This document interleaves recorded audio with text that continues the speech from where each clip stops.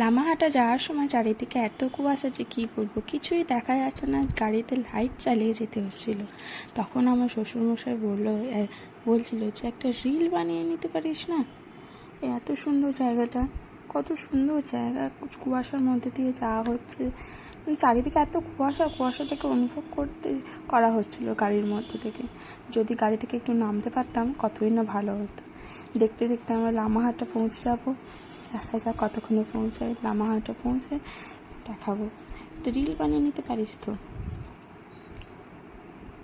তোমাদের এত কুয়াশার মধ্যে তোমরা কখনো গেছো? গেলে অবশ্যই বলো, ঠিক আছে?